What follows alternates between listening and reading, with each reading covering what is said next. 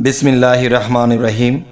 हे समस्त जगतबासी, आज आमी शामीम आली चिश्ती आपनादेर सामने जे आलोचनाटी निये आसलाम से आलोचनाटी अवश्यई गुरुत्वपूर्ण। आल्लाहर कालाम निये किछु कथा एबं ए पृथिवीते अनेक मानुष आछे जे तारा आशा करे आल्लाहर काछे जे आल्लाह आमादेर घरे एकटा अलिया उलिया देख, नातिपतिर मध्य बा छेलेपेलेर मध्य जे एकटा अलिया उलिया आल्लाह आमादेर संसारे देख, आमादेर वंशेर मध्य देख, ताहले आमादेर वंश रक्षा होबे सेई अलिया आउलियार उछिलाय। तो आल्लाह तो बोलेछेन जे तोमरा आशा करलेई तो होबे ना, जे आशार पाशापाशी तोमरा किछु आमार आईन पालन करो। आमी 30 पारा कुरान की नाजिल करेছি, आमार दोस्तेर ऊपर आमी नाजिल करेছি। এই 30 पारा कुराনের দিকে যদি তোমরা লক্ষ্য করো তো অবশ্যই তোমাদের বংশ রক্ষা হবে এবং তোমাদের বংশে একজন আউলিয়া প্রেরণ করব। এখন সেই নিয়ত করেছি এবং সেই আশাও করেছি, কিন্তু দশা খারাপ হয়ে যায়। কিন্তু আমাদের যে কর্ম, আমাদের যে নিয়ত অনুসারে যে আমল, সেটা আমরা কিছুই করি না। তবে হে সমস্ত জগৎবাসী, আজকে আমি আপনাদের সামনে ক্লিয়ারলি কিছু কথা বলবো ইনশাআল্লাহ। অবশ্যই আপনারা খেয়াল করে শুনবেন।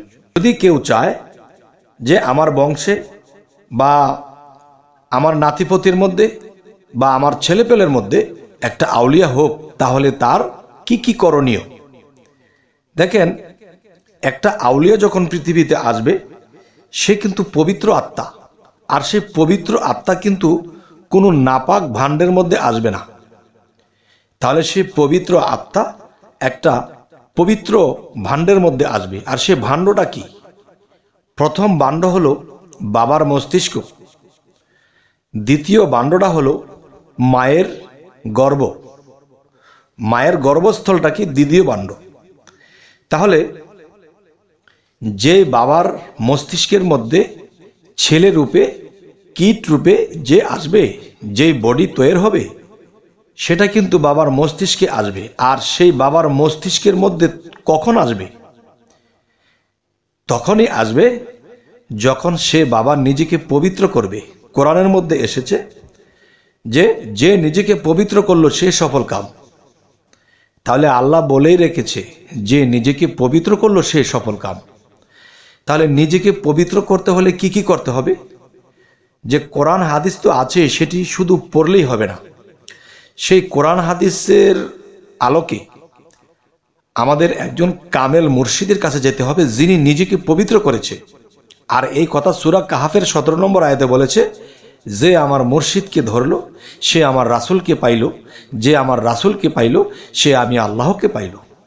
আচ্ছা, তাহলে সেই মুর্শিদ যদি পবিত্র ব্যক্তি হয় এবং সেই পবিত্র ছোঁয়ায় আপনিও একদিন পবিত্র হয়ে যাবেন। সেটা কেমন? যখন একজন কামেল মুর্শিদের কাছে যাওয়া হয়, তখন সেই মুর্শিদ আপনাকে আমল দেবে, কর্ম দেবে, সাধনা দেবে, প্রেম শিক্ষা দেবে, ভাব শিক্ষা দেবে, এবং নিজের দেহকে পরিষ্কার করার জন্য যে জিনিসগুলো দেবে, আপনার আত্মাকে পরিষ্কার করার জন্য যে জিনিসগুলো লাগে সেগুলো দেবে। সেগুলো যখন আপনি আনবেন এবং নিয়মিত করবেন, ইনশাআল্লাহ তখন কি হবে? আপনি নিয়মিত করতে করতে আপনার মানব দেহটা পবিত্র হয়ে যাবে। তখন পবিত্র যখন হবে, তখন আপনার মস্তিষ্কের মধ্যে সেই পবিত্র যেই বীজ বা পবিত্র যেই বিষয়টা আপনার মস্তিষ্কে এসে যাবে। তাহলে সেই মস্তিষ্কের মধ্যে সে এসে স্থান নেবে, এবং আপনি যেদিন স্বামী ও স্ত্রী একাত্রিত হবেন, এবং একাত্রিত হওয়ার আগে আপনার স্ত্রীকেও পবিত্র লাগবে। কারণ প্রথমত আপনি নিজেকে পবিত্র করেছেন, আপনার মস্তিষ্কের মধ্যে সে পবিত্র বিষয়টা এসে গেছে। এরপর আপনার স্ত্রীও কিন্তু সেই পবিত্র হতে হবে, ঠিক আপনারই মতো তার জিকিরকারী হতে হবে, ইবাদতকারী, সাধনকারী হতে হবে। তখন কি হবে? তখন দেখা যায় দুইটা পবিত্র এক হয়ে যাবে। যেমন একটা গ্লাসের মধ্যে দুধ রেখেছি, আমার গ্লাসটা পরিষ্কার, কিন্তু একটা গ্লাস থেকে যখন আরেকটা গ্লাসে ডালবো, সেই গ্লাসটা যদি হয় অপবিত্র, তাহলে কিন্তু আমার পবিত্র হলে কি হবে? সেখানে গিয়ে অপবিত্র হয়ে যাবে। তাই স্বামী ও স্ত্রী উভয়ই পবিত্র হতে হবে। যেমন বড় পীরের যে বাবা ছিলেন তিনি একজন পবিত্র মানুষ ছিলেন এবং তার যে মা ছিল সে পবিত্র মা ছিল, তখন একজন পাওয়ারশীল আউলিয়া পৃথিবীতে এসেছে। তাহলে ওরকম পাওয়ারশীল একজন আউলিয়া যদি আপনার বংশের মধ্যে চান, তাহলে স্বামী ও স্ত্রী উভয়ে পবিত্র হয়ে যান। তখন কি হবে? সেই স্বামী স্ত্রীর মিলন থেকে আল্লাহ একজন সুপুরুষ অলি আউলিয়া, একটা ভালো আত্মা আপনাদের গর্ভে দিয়ে দেবে। তখন আপনাদের এই বংশ রক্ষা করবে তারা, এবং বহু মানুষ তার উছিলায় রক্ষা পাবে, আল্লাহর পথে দিশারি দেবে মানুষকে। যাই হোক, এরপরে শেষ ফিনিশিং যেটা দেব সেটা হলো, যেদিন সময় হবে, মনে করেছেন যে স্ত্রীর যখন সময় হয়, মাসে একটা সময় আসে যে মাসের যেই বিষয়টা কমপক্ষে আপনারা 9 থেকে 9.5 দিনের মাথায় বা 10 দিনের মাথায় আপনারা এখানে যাবেন, মিলিত হবেন। আর এই মিলিত হবার আগে কি কি করতে হবে? মিলিত হবার আগে যেমন কমপক্ষে রাতের 10টায় শুরু করবেন যে সূরা ফাতিহা 100 বার এবং সূরা ইখলাস 100 বার এবং সূরা ফালাক 25 বার এবং সূরা নাস 25 বার। আচ্ছা, কথাগুলো আমি আবার বলছি, অবশ্যই কাগজে লিখে নিন। সূরা ফাতিহা 100 বার এবং সূরা ইখলাস 100 বার, ফালাক 25 বার এবং নাস, সূরা নাস 25 বার।